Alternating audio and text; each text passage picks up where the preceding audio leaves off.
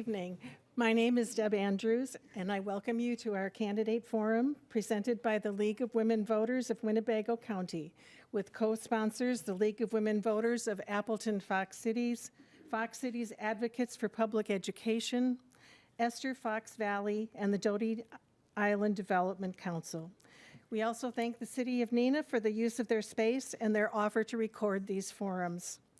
The recordings will be available in a few days and posted on our YouTube channel, our website, lwvwinnebago.org, and on Facebook at LWV Winnebago.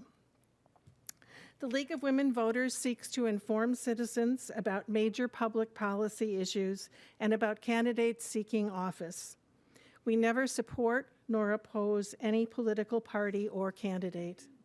The League publishes a monthly newsletter and has an active Facebook page. In addition to this forum, another way to get to know your candidates and thereby make an informed choice is to visit vote411.org. All candidates received an invitation to submit to Vote 411. So let's get started.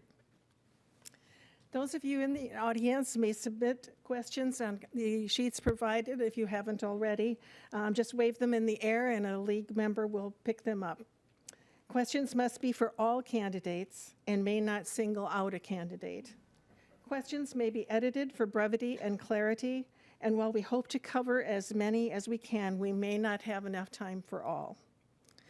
The candidates running to serve on the Neenah Joint School District Board of Education are Becky Heidke Kwiatkowski, Christian Blanton, Samuel Roth, and Tom Hanby. Not in the order I just read them. Voters will choose 3 of these candidates. Candidates, please keep your answers concise so we may cover as many issues as possible. Our timekeeper, Dale, will give you cues. You will each be given the same amount of time for each question. You will now each have 2 minutes to summarize your background, qualifications, and your motivation for seeking a seat on the Neenah School Board. Why should voters choose you over your opponents? And we will begin with Samuel. Hello, everyone. Thank you for coming, and thank you to the League of Women Voters for putting together this platform to introduce ourselves. As you know, my name is Samuel Roth, and I'm running for school board because I care deeply about the kids in the community and about the kind of community we're shaping through them. One thought which echoes through my mind is that only about 1/3 of Wisconsin high school graduates go on to complete a higher degree. There is nothing wrong with that. But it means that for most of our students, their public school education is the only formal education they complete. And the stakes of getting it right are real for the individual student, for the community they call home, and for the society in which they belong.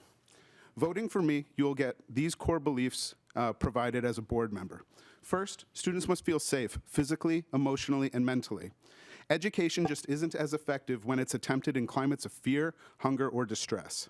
Second, literacy, both reading, writing, and thinking critically, but also mathematical literacy, because we live in a moment when facts are increasingly obscured by people and technology, and our students need to be able to reason their way through that and be prepared for the society that they will inherit.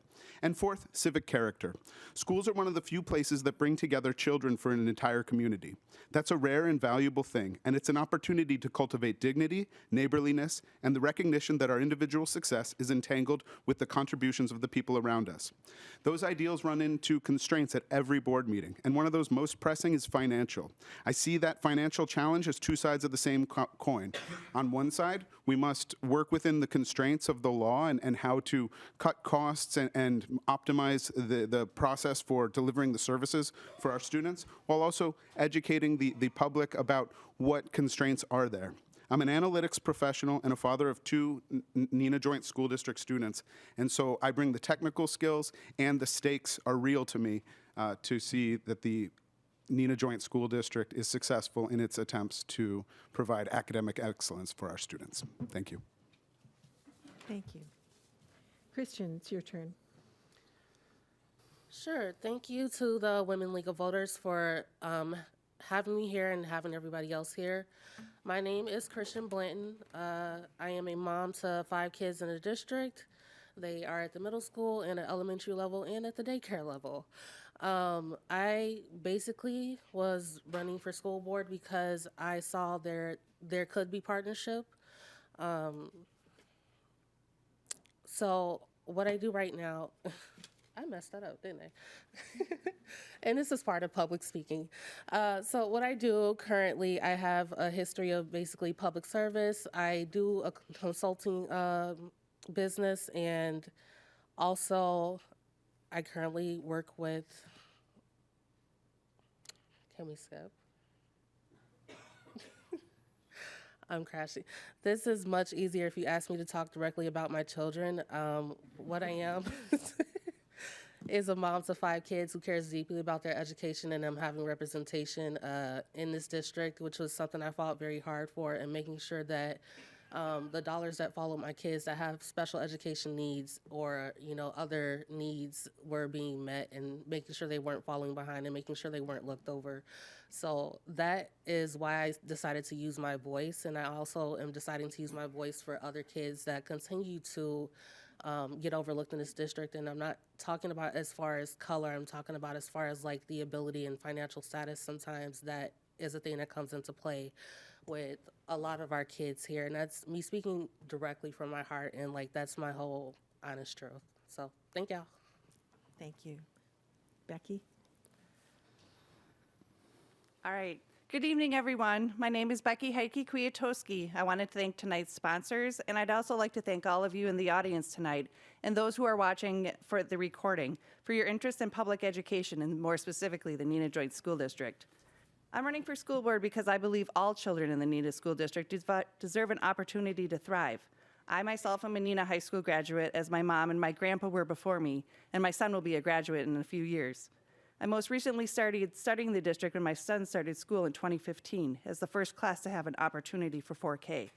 He went to Hoover like I did. When the voters were asked about building the new high school in 2020 and the consolidation of schools in 2023, I thought about how much or how little I really knew about what was going on. A fellow League of Women Voters member told me the best way to know what is going on is to start going to board meetings, reading all those lovely supporting information packets, and to start asking questions. And that is what I've done. I believe in collaboration between the schools and the community. I currently work for the city of Neenah, and I understand that strong communities need strong public schools. I help our city with projects on a whole bunch of different committees, which you can see on my cards that are out there. And it sounds like I have a daunting list of meetings, and sometimes that's really true, but there's an interconnectedness between the committees and the councils that I'm a part of and what I want to do with education. My background is in accounting. I started my career in public accounting, auditing financial institutions. I did more than just the financial statement audit, that one-time look at the business's financial health. I worked on deep dives into internal controls, risk assessments, compliance audits, and the list goes on and on. I know school district accounting is different than financial institutions, but the underlying processes are similar. And I want to make sure that I'm there to ask the questions. I want our district to be a leader in education. I want the district to be transparent in their decision-making and provide clear communication to the community. I believe my strong audit and financial background will help in that process. Thank you. And Tom? Good evening. Thanks for coming. Our community, it's awesome to see that we have a nucleus of people that truly care and will put the time into it. The League of Women Voters has been instrumental for years and years in bringing especially our smaller races like this for the benefit of the candidates as well as the public, so that's greatly appreciated. And this wouldn't be any fun or exciting or worth anything if we didn't have a panel of candidates that were willing to put themselves out in front of the public and be willing to face disappointment as well as to do a difficult task. So I thank all three of you dearly for that. So I first became interested kind of like Michelle did when my son, who's now 27, when he first went to kindergarten, we had school closure talks then. And as it turns out, like most things happen, your neighborhood talks and says, hey, it'd be really cool if you went and did this. So of course I went to the school board and I aired my thoughts and my views and my opinions and said, you know what, I already know what you're thinking. He's never been here before, he doesn't have a clue what we do. And I committed myself then and there that I would find out. So for about 24 years now, I seldom miss a board meeting, less than a few a year. Have a higher attendance rating probably than most of our other serving board members. I've served on and off on the board in the past, and I'm highly interested in serving on the board in the interest not only of the school district, but the interest of our community. I think it's incredibly important that our community actually has a voice, that they're heard, not simply listened to, and that they have an input in what goes on in our district. It's absolutely important that we teach our children to the highest ability we can, but that ability in part is determined by our community, by our mores, our values, and what it is that we want our children to get out of it. And that's what has kept me involved in the school district, you know, for 20 plus years, and I'd love to do it for you again. Thank you. Now we will ask questions submitted in advance or by the public tonight at the forum. You will have 90 seconds to respond to each question. And this time we'll start with Tom. And our starting question is, in your own words, describe the role of a school board member. Okay, my description of that is going to be different than other people's probably. If we jump into the legal portion of it, the goal of the board is to simply supervise the superintendent. One thing we're fortunate of is that in Neenah, our board hasn't been really successful in doing only that for quite a number of years. And we basically make the superintendent's job somewhat unfavorable because in many communities, they're just left to roam at their own free will. The board's a simple rubber stamp, and I don't believe in that. I believe, again, the board is responsible for taking the public's voice into that. And of course, there's several portions of the public. We have, of course, our students that we serve. We have our faculty who work for us. We have our community members who pay our bills. And all those people should be heard in some regard. And frankly, I think for years, if not decades, our community has significantly been left out of that process. And yes, there sometimes is a difference between what's absolutely best for the district and what it is that our community wants. And I don't believe without an active board that those desires or commitments are, are upheld or acknowledged. Thank you. Becky, same question. Okay. When I look at the school board member, I look at it as being kind of a watchdog. And Tom is right that the school board is really watching what the superintendent is doing. But I want to go beyond just what the superintendent is doing to take a look at, how is Dr. Harrison talking to the community? Is what he's saying hitting the right people in the community? Is what he is saying reaching our teachers? Is it reaching our students? Is it reaching everybody in particular? And I also think that we also need to take a look at, too, not just what he's saying, but what is actually going on, too, when we look at the financials, when we look at how are we reaching out in the community? Are we reaching out to different people, to different places? Are we working with people like some of Chris's groups? Are we working with people in their community, like at the city, with our Arts Council people, with our Sustainable Committee people? There's a whole lot of collaboration that we can do between the different departments. And I think that we, as a board member, we're also trying to positively promote what the school district is doing so that everybody knows and everybody understands. Thank you. Christian? So I wrote body, and if probably like most people have a teacher brain, they kind of scribble notes as somebody's talking. But each body part has a function. There are people who are really great at analytical data, I would say, like Sam. There are people who are great at, following the rules and paying attention to the policies, like Becky.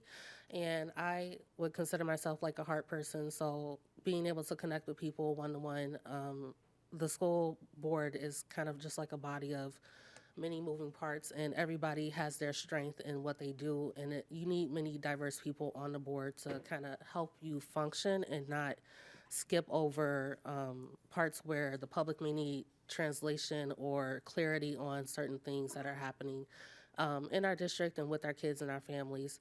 And a lot of things, which is why I've been paying attention, a lot of families don't understand some of the things that are going on, and it's always sometimes we are getting to the last possible second where it's time to make a vote that would drastically affect change, where people are trying to come in and understand. but I'm one of those people that advocate for, come into the room when you aren't angry and just be there and be present and get the information ahead of time, so you won't be left out or be left out of an important decision. Thank you. So the role of the school board is a governance role primarily. It's to work with the district and the community to set out a vision for the school district that is in alignment with the community's desires and also in alignment with what the school district can and feasibly should be able to deliver for the students.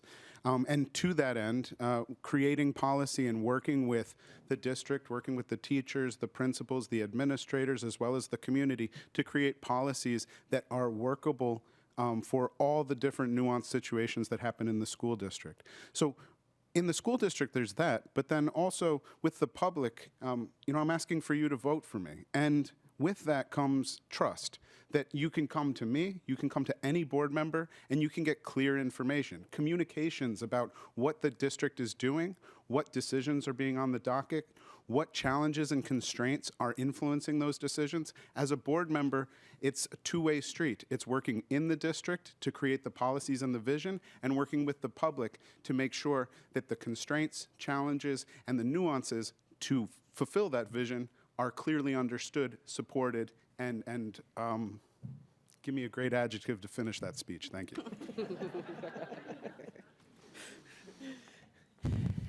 Thank you all. The next question is about school vouchers, and it's a two-part question. What is your position on private school vouchers, and should there be a separate line on property taxes for voucher costs? And Samuel, this time we'll start with you. So there's two questions. One is my perspective, and two is whether the public should know. The public should know, absolutely. On your tax bill, you should absolutely know when your property taxes are going up. If it is a function of vouchers, you should know that. I estimated, because I'm, as Chris said, the analytics wonk, I estimate that there were about 10 lunches I could have had at Green's Poorhouse for the cost of my taxes last year that went to vouchers. So I want that transparency. Do I agree with it? I don't really. I mean, if we're going to send money to private schools, then at least the private schools could be accountable for the educational attainment of those students. We could also have accountability and transparency in the financial dealings of those schools to ensure that our tax dollars are going to schools that are doing well for our students. And if we can't get that, take the money back and put it into our public schools where there is accountability. There's accountability for standards. There's accountability for financial transparency. Just bring that transparency through and through. Wherever my tax dollars go, give me the transparency. Right now, they go to vouchers. Let's get the transparency on the tax bill, but let's also get transparency in what those private voucher schools are doing with the money. Thank you. Christian? May I the question, please? What is your position on private school vouchers, and should there be a separate line on property taxes for voucher costs? Yeah, I agree that there should be a separate line on the taxes for voucher costs. I'm a person that likes transparency. Even if I did choose a private school for my child to go to, I would want to know the curriculum and the things that are going on behind those closed doors. And I would be comparing, even if it is a private school, I would still be comparing to the public schools what the rate of growth, the academics look like, and how my child is doing, better, average, or worse than what the public school system has set up. So I would be in favor of more transparency, and if there were, sorry about the tap. So my answer is yes. Thank you. Becky? Okay. For vouchers, I just want to say everybody can make their own decision on where their children are going to go to school. However, the voucher program is taking money from our public schools and giving it to private schools. Last year, our Neenah School District estimates that $4.3 million just for the vouchers was taken from our public school and given to the private school through the voucher program. That's $4.3 million that we cannot use to support our teachers, to support our programs, to support our special education. And I can't support anything with the vouchers. When we get to the transparency and having a line item on your taxes, I totally agree with that. Everybody who is paying property taxes are paying for these vouchers, whether you want to pay for them or not. And then if you know that the district has to send money for the vouchers, you need to know what that cost is. So I would say not only should you have a line item on there, but if there is a way that we could better explain to the individual taxpayers, this is why there are increases that may be necessary or cuts that may be necessary in the district, is because we're spending we have to send this money. And then it's also not only just those vouchers, it's also the transportation costs for the students as well. Thank you. Tom? Thank you. I'm going to parse it backwards. Of course, I believe it should be on your tax bill. Most of the major line items that you're paying with your taxes are on your tax bill, so it's only appropriate for it to be available for people to understand at their fingertips. And then I don't really believe that the vouchers is a healthy thing for public education. So that leaves a person on the fence determining, is our ultimate goal to eliminate public education and have private education, where we started in this country, which was only available to some? Because if we continue to siphon money off of our public education, what we're going to do is we're going to continue to diminish its quality till nobody wants to use it. The initial goal of the voucher system, as we all call it, was parental choice, was for Milwaukee, which had the biggest public school system in the state, and it was wildly failed, and it was an opportunity for families to go somewhere, get a quality education in a safe environment. Now, you have to ask yourself, presumably Milwaukee has made progress since then under their watchful eye of the state, but are the other communities like we live in, is that the situation we have? And if the answer is no, all likelihood you would agree that public funds should not be going to private matters. Just quite simply. Public education, public money. Thank you. The next question is, how are we paying for our special needs students when our state legislators voted to only cover 35% of the cost? And Tom, we'll start with you this time. Okay. Our special needs, what portion of that we cover comes out of our general budget. So for lack of other ways of describing it, it's taken away from all students.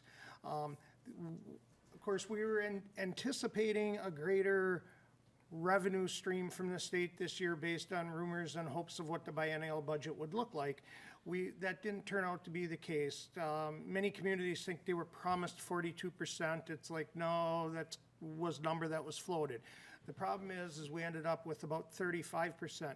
Now, to put that in perspective, what that is that's the portion of the state and federal's obligation that they are paying. They're saddling the local taxpayers and the other students with the remaining portion of the bill, tax bill. And the problem being is that those are all mandated programs. These aren't programs essentially that the district gets to choose. We make a choice how they're administered and try to do so efficiently, but the district is administering those programs that are mandated by law and cannot be avoided. They need to be put out appropriately and fairly to the students who have those additional needs. So there's per se no budget cutting there. It can be restructured to save a bit here and there, but essentially we're telling each school district, you need to do all of the work and we'll reimburse at 35% based on our own rules. So kind of a poor situation that we have, and we make it up out of general budget. Thank you. Becky, same question.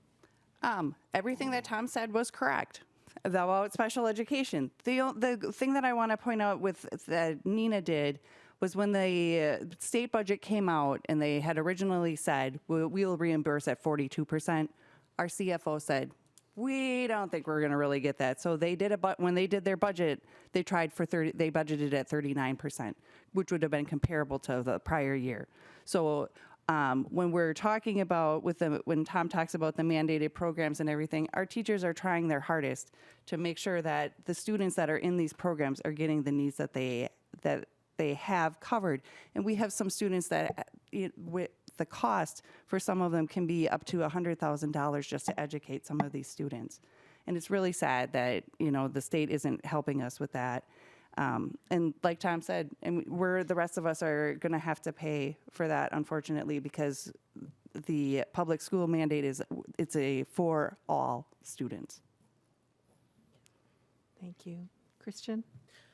Yeah, I kind of would echo what Tom and Becky have already said.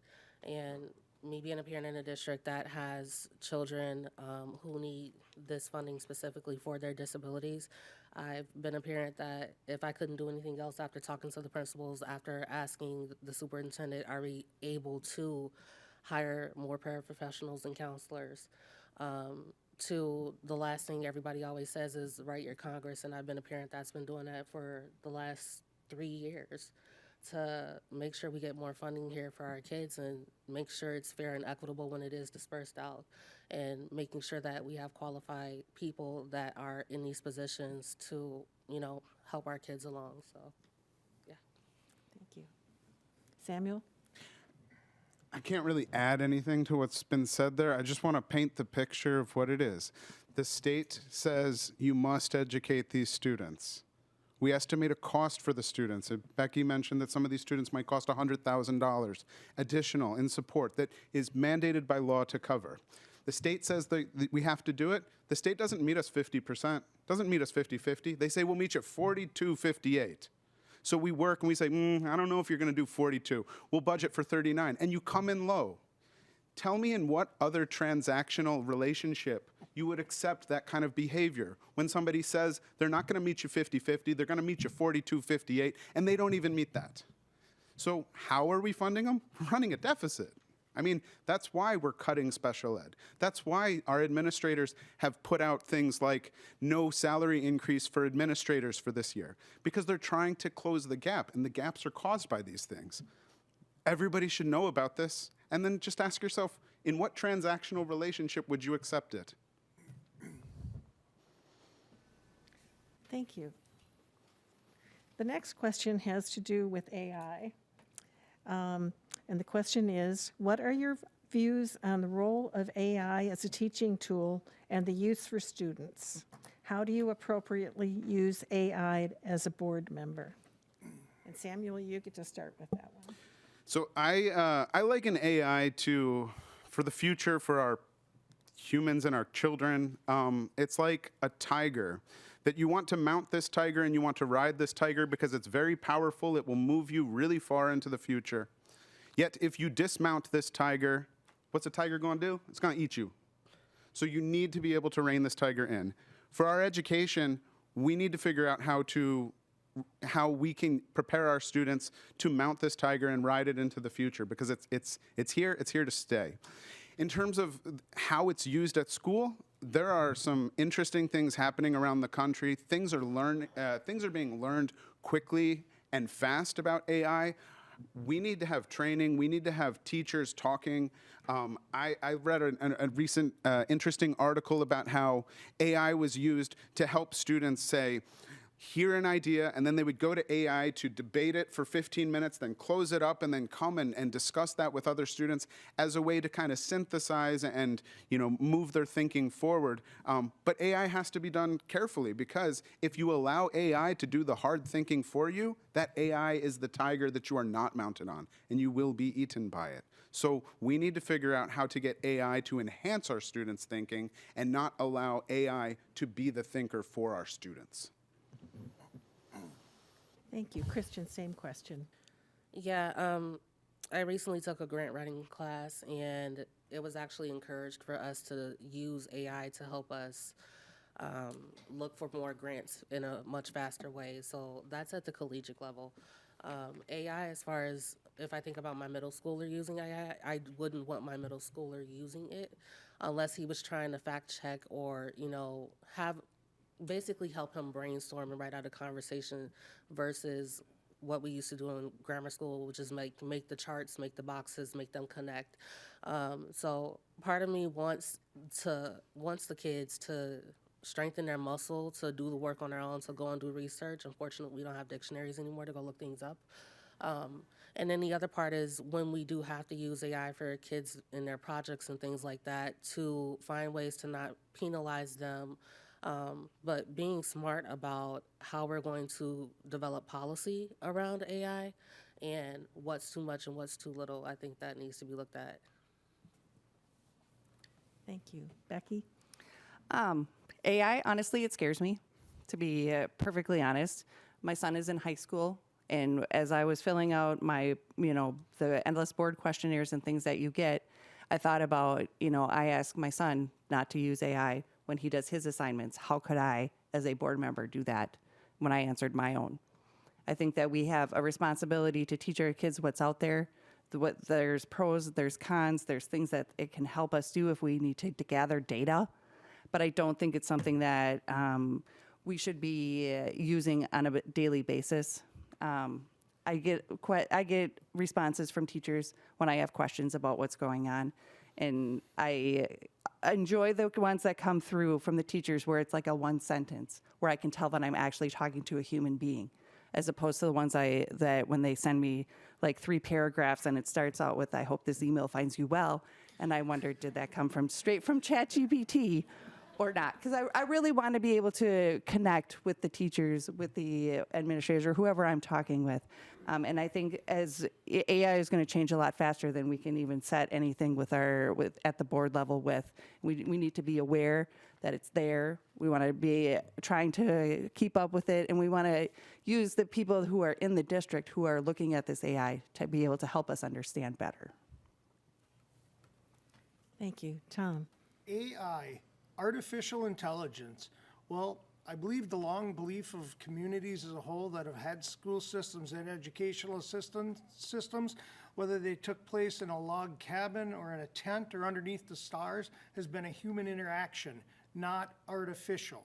So I don't believe that artificial intelligence or artificial whatever it is has any place in our school system being used by staff or students for any reason other than to be passed along that, yes, this is something in the world that you're learning about. Just like in biology, you learn about animals, you learn about trees, you learn about all kinds of other things. In geology, you learn about rocks. Obviously, in a technological setting, you need to know that artificial intelligence exists. You need to know that it has pros for some purposes and it has cons. It's not a learning model. It's the opposite. It's for not learning and not becoming intelligent. So I don't believe it has any place there, and I believe we should take a very strong position about it being used in any way, shape, or form as a teaching mode or assignment model. It should be, its only place that it has is to learn about its existence, so when you use it, you're a better consumer, thinker, citizen. Thank you. Thank you. The next question is, should there be police in our schools? Why or why not? And Tom, we start with you in this one. No, we should not have police in our school.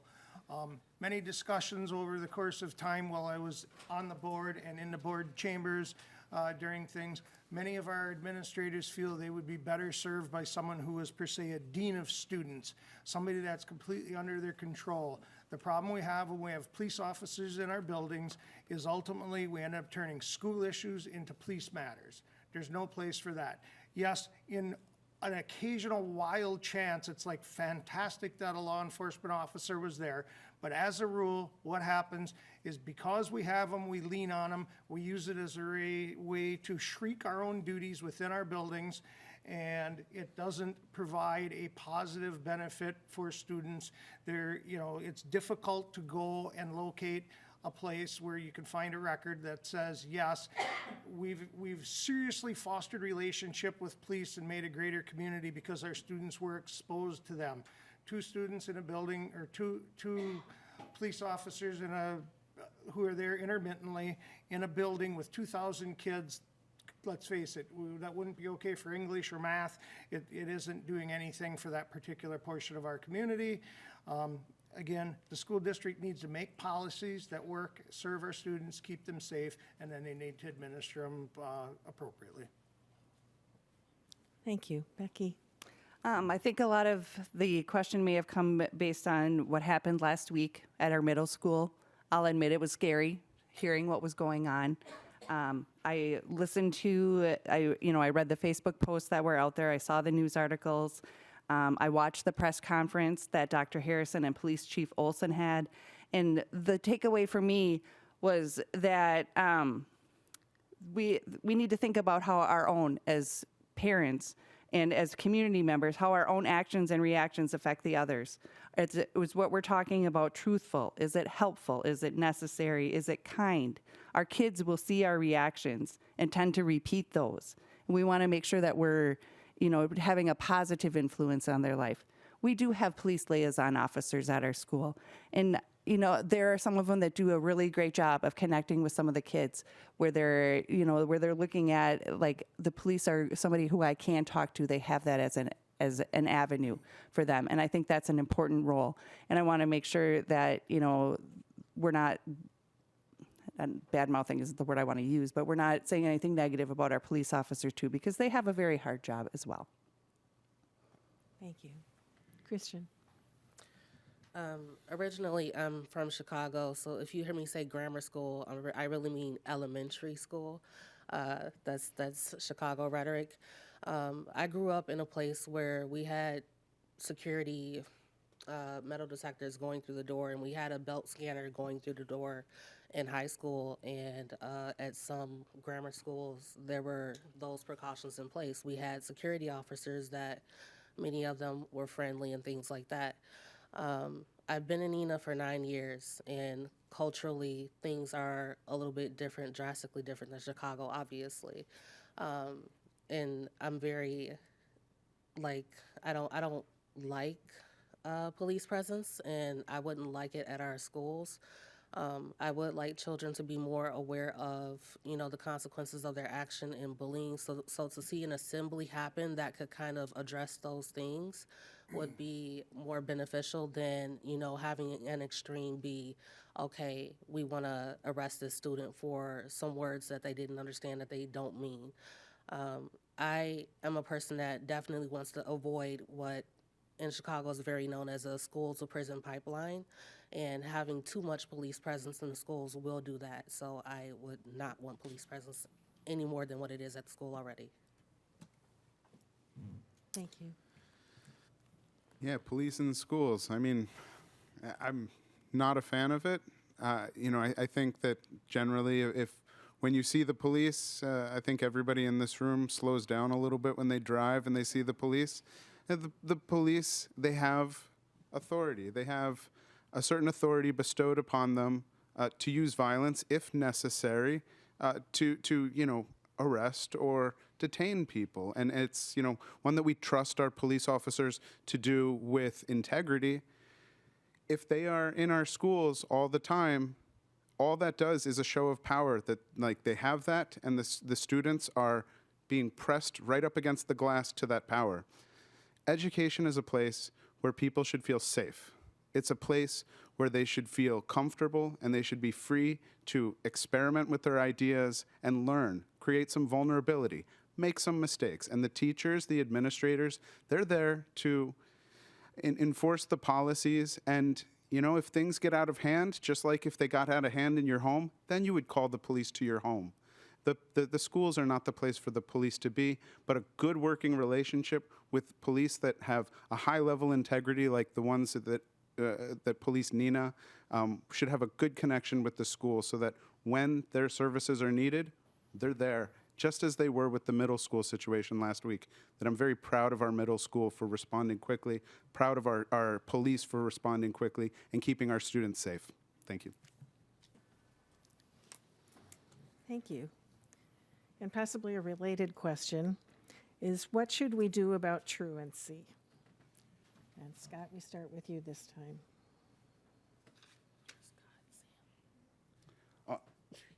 Sorry. What should we do about truancy? We should reduce it. Students don't learn if they're not in the classroom and they're not around their teachers. But truancy, when you hear people looking to to use the power of police and the enforcement of police to have truancy, I think it misses the nuance of why kids are missing school. Oftentimes kids, I'm an analytics person, and I don't like to throw out numbers without the data behind it, but I'm just going to posit here that most of the students that are truant, it's not because they're playing hooky every day and that they are really delinquents. Most of them, it's something more nuanced, that a connection with the family, a connection with the school, a community interconnected to help them, bridge whatever gap is creating that student from not getting to school. Like, we can address that, and we should be addressing it. And, when we see support staff being cut from our budget, these are the places where they get cut from. We don't have the resources to reach out to the families. We don't have the resources to bridge that gap, to make sure that that kid is in our school more often than not. So yeah, truancy, we should reduce it, and it should not be a police matter. It really should be a school, family, community, triangulated effort to make sure that our kids are learning. Thank you. Christian? Yeah, so thinking about my middle schooler, he is at the previous, used to be our high school, and the fact that, they're not kids with small legs anymore, but they do have a long way to travel from classroom to classroom, and that is something that I think should be taken into consideration, like how close are the classrooms for kids to go from point A to point B without being docked for being 5 minutes late. And then also, the other part, I had a report once that said, hey, your kid's not at school. And I was like, he's been here for the whole entire day. When did he leave campus? So having that misunderstanding between your kid didn't make it to a classroom one time and you're telling me he's not in the building at all, there needs to be clarity on that. And I wish that and I know that there's been trainings with it from the district, but that those notification processes were updated and that they came through a lot faster, like within 30 minutes of your child didn't make it to class number 5 within the first 10 minutes to be counted for attendance, but your child is in the building at school. So that kind of gives me some nerve wreck about, kids and truancy, and I don't think that should be counted. I think the districts should really still, as many moms are saying, take a look at that and fix that process. Thank you. Becky? As I say, Chris, we used to cross outside between those two buildings when I was in high school, and we could make it in time. I'm just with the truancy issue. We have some amazing social workers that work for the Neenah Joint School District, and they're doing a really good job of trying to reach out to the families, like Sam said, to try to figure out, is there an underlying reason that your kid can't make it to school? Is it a transportation issue? Is there something going on? And even some of the times, even if the schools don't have social workers, we have really amazing teachers that are also trying to help that. Sam is also right, too. I think that having family and community support is also important. We have amazing places within our community that are helping our students, and working together with all of these places to try to get more of our kids to be on time and in school will help reduce our truancy issues. Thank you. Tom? I think Sam got a great start. We should reduce it. Yes, of course, we should reduce it. And again, all good points made. The idea with the truancy, to improve on the truancy, we need to determine, again, as what has been said, why they're truant. Are they truant because indeed they are playing hooky, the old, smoking cigarettes out behind the pool hall story? Or are they not at school because they can't leave the house until X time because they have a younger sibling who needs to go to school? Again, is there a transportation issue? Is there an issue with them eating, so they're trying to breakfast, so they're trying to sneak off to a vending machine or back to their locker to get something to put in their mouth because they didn't have it? And I think we are making huge progress on that. And I think for the bulk of our truant students, the teachers, the guidance counselors have a pretty good idea why it is, and they're doing what they can to bridge the gap while, of course, they don't have the resources that they want or need. And then, of course, we also have to identify the other students who, again, are out behind the pool hall, but then what about the students whose parents say, well, my kid wasn't there today because I simply don't think it's important and I don't care if they're there. Again, we need to reach a hand out to that student to bring them up, to understand the importance that even though they don't want to learn everything we're teaching, they're going to benefit from knowing most of it, and then really try to hit the thing at its core where our students learn. Thank you. And now for, I think, our final question before your wrap-up statements. And I swear I did not plant this question, but it is about voting. It says, how do you think the schools should encourage students to register to vote and show up to vote? Specifically, what should our schools do to prepare students to be civically engaged, and how would you make that happen? Tom, we'll start with you. Excellent. I think the school at the high school level already does like a workshop or an in-school program where they help students register to vote when they're appropriate age. And I think that's great. And then I'll follow up. The other thing that we should be doing for our students to help them vote and encourage them to vote is we should go back to what we did for a century, and we should vote at school. We've moved all our voting sites off schools, and I'll be honest, that was one of the saddest days of all the things we've eliminated from our district. That was a really, really sad one, because I still remember being a first grader or a kindergartner and going in there and flicking the little buttons for a whole bunch of people that I didn't know, and then pulling a big old lever and hearing it crash, and then going, wow, this is really cool. I want to do this. And that's probably where my huge interest in democracy came from exposure to it.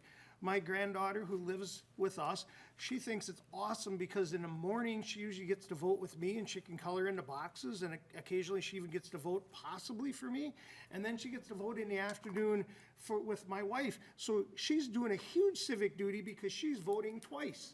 Vote early, vote often, right?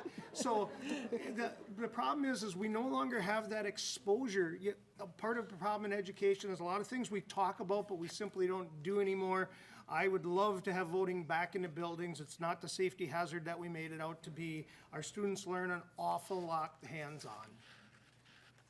Thank you, Becky. I was about to say, I can't think of a better question to end on than voting. Tom is right. The League of Women Voters does have a registration event out at the high school. I believe they just did it this week, where they're out trying to get all those 18-year-olds who are there to be registered. I think what might be fun is be able to have a Board of Education forum kind of thing with the students to try to, that could be something fun that we could try to do as well. But there's nothing that says that any of our students at any level couldn't participate in a mock vote where they could vote for their own, who they think is the best school board candidate, or vote for president or mayor or whatever applies to them as well. And then also for kids showing up to vote, maybe there could be like an extra credit if you go vote with your mom and you come with the sticker that your mom or dad, or even like in the town of Neenah, they have future voter stickers. If the kids could come back and they get an extra credit point in their government class or a certain class, maybe in their champion at the high school level, so that they can see the process, be a part of the process, and know that it is important. And then for us, what we do at home, we talk to our son about, this is who we're voting for, this is why, these are the things, what kinds of things are you thinking about and are you interested in, so that he understands the process and what it will be like when he gets to be a voter in a couple of years. Christian. Yeah, I would support debates and town halls to be back at school. Kind of like Tom said, you know, bring it where the kids are, bring it into their world so they can see it, they may get inspired by it. I was a person who, right when I graduated in 2009, but I was a person at 17, I really wanted to get out and vote in the 2008 election, and I didn't get a chance to do that, and I was excited for it. But when I did become old enough to vote in the next presidential election, it made a huge difference in my life. So I think taking the time to, like, we already take our kids on an annual 4th grade field trip to Madison, Wisconsin. That's already getting them involved in, like, our political process and knowing what, you know, we're doing as citizens and politicians and things like that. I don't see why we can't, you know, bring our city council to the schools or our board members to the schools and just let them, you know, have at it with asking us questions during the town hall and things like that. Thank you. Samuel. So you've asked a bunch of school board candidates how we can increase voter engagement at the youngest age. This is exciting. I have so many ideas. Everything they said, yes, times two. I mean, I think students should be getting media literacy lessons in school where, you know, maybe it's too controversial to have them assessing our congressional candidates' ads, but why not Michigan's, and looking at them and assessing the truthfulness of the claims and the way that ads are presented. To be able to look at these ads and understand, you know, what these candidates are trying to ask of the consumers of these ads. To decide whether there's a truth standard that the kids, our students, should assess, say, this is truthful enough that I should believe it, or this is not. You know, they should be getting that kind of lesson. They should be understanding that there are alternative forms of voting. Not everything is winner take all. There's proxy voting. There's RCV. There's so many different ways that democracy could be implemented. Students should know about that so they have a strong opinion based in the facts of like why they like this or don't like that. I would love my kids to be coming back from school and saying like, hey, we were looking at some of the claims that this candidate was making and I think it's good. Dad, you should vote for him. I'm not old enough yet, but you should.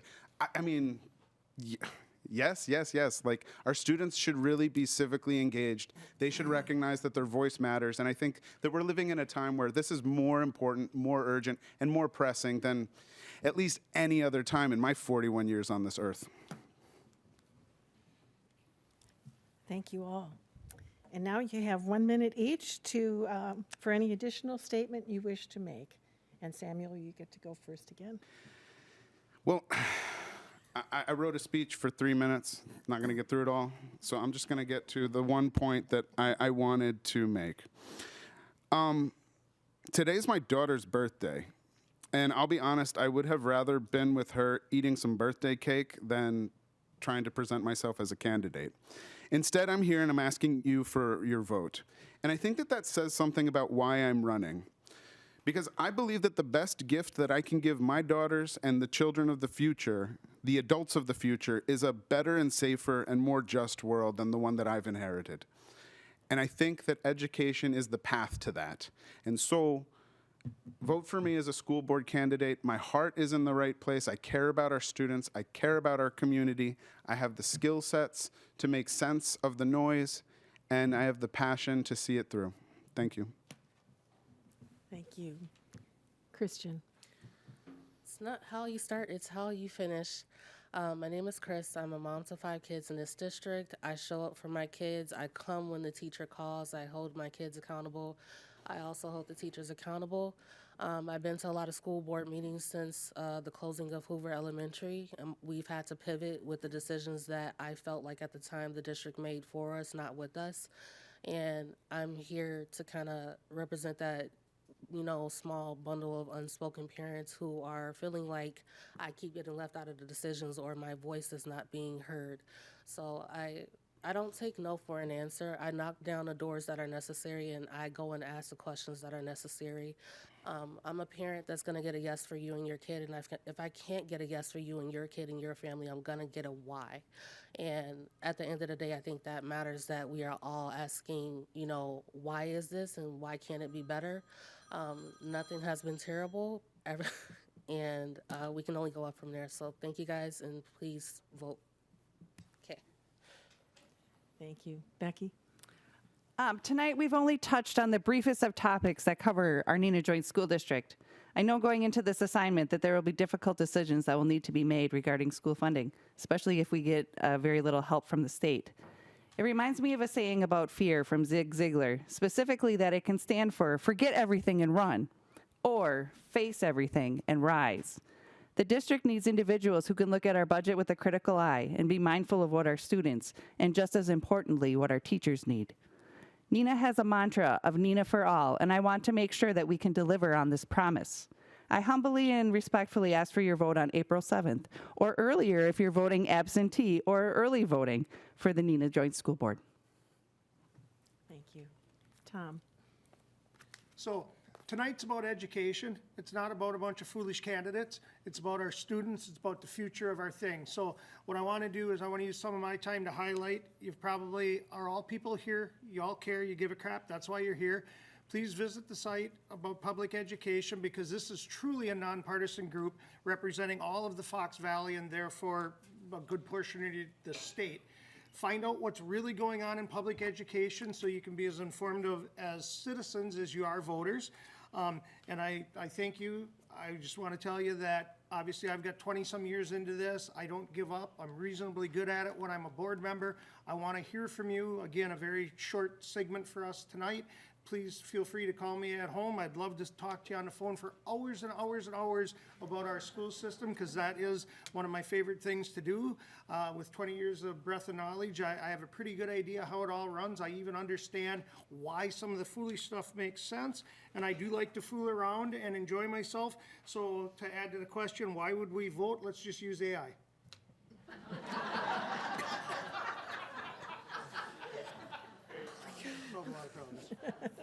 On that note, this concludes the forum for Neenah Board of Education on Tuesday, April 7th.